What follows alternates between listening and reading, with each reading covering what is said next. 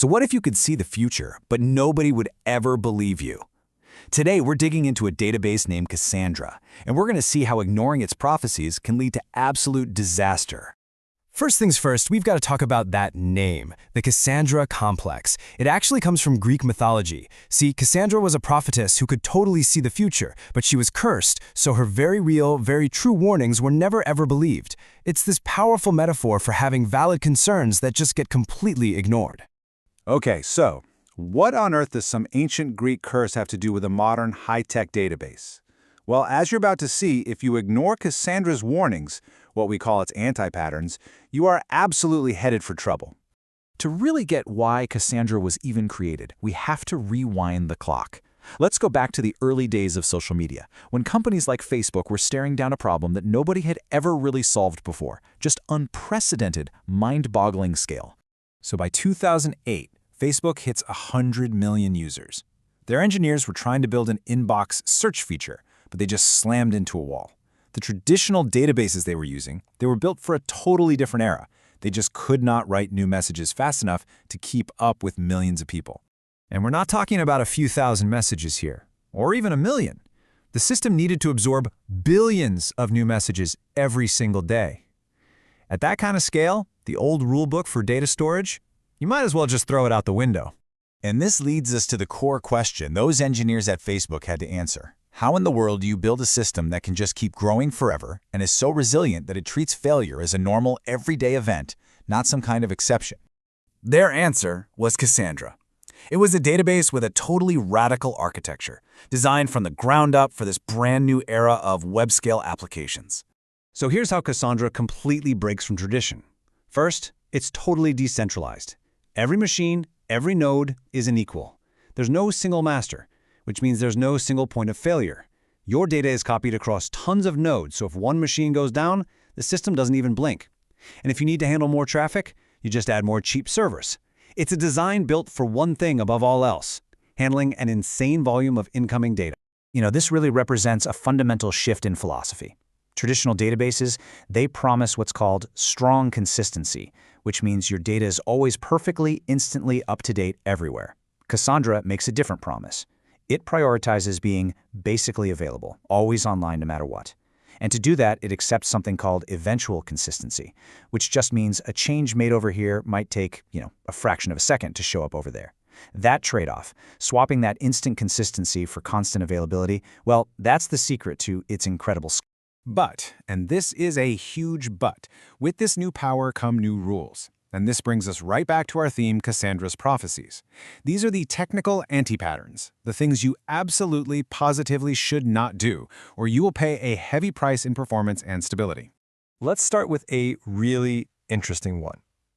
It sounds so simple, right? When you delete something, it should just be gone.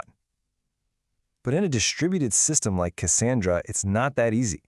In fact, just deleting data can actually cause it to come back from the dead. Okay, picture this. You've got your data on 3 different machines. You send a request to delete it, and it works great on 2 of them. But, the third machine was offline. So when that machine comes back online, the system sees a mismatch. It thinks the first 2 nodes are missing the data, so it helpfully repairs them by copying the data right back over. And just like that, you've got zombie data. It's resurrected. So Cassandra's solution to this is actually pretty clever. Instead of actually deleting the data right away, it adds a special marker called a tombstone. You can think of it like a permanent record of the deletion, like a do not resuscitate order for that piece of data. Now, when that offline node comes back, the system sees the tombstone and knows, oh, I need to delete my copy too, instead of bringing it back to life. The deletion finally sticks. And honestly, getting this concept is so crucial to really understanding Cassandra.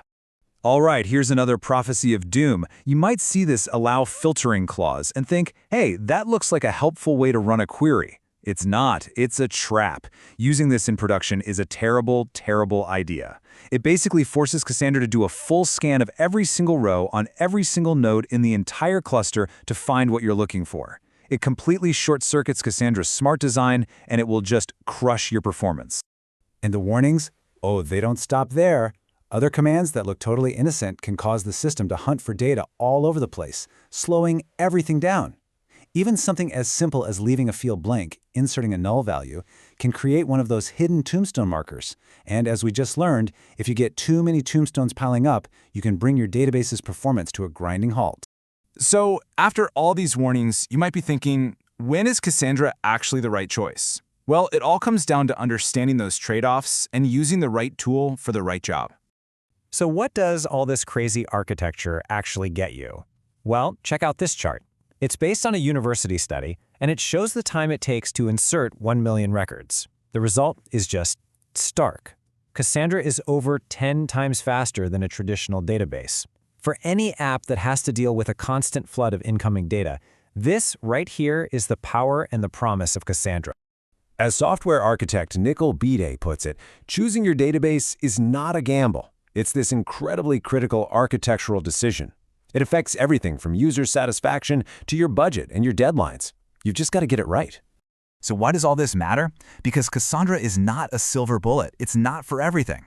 If you need to run all sorts of ad hoc queries with complex joins, if your dataset is pretty small, or if you absolutely positively require immediate, strong consistency for every single transaction, then Cassandra is the wrong tool for the job. Simple as that. And that really leaves us with this final thought.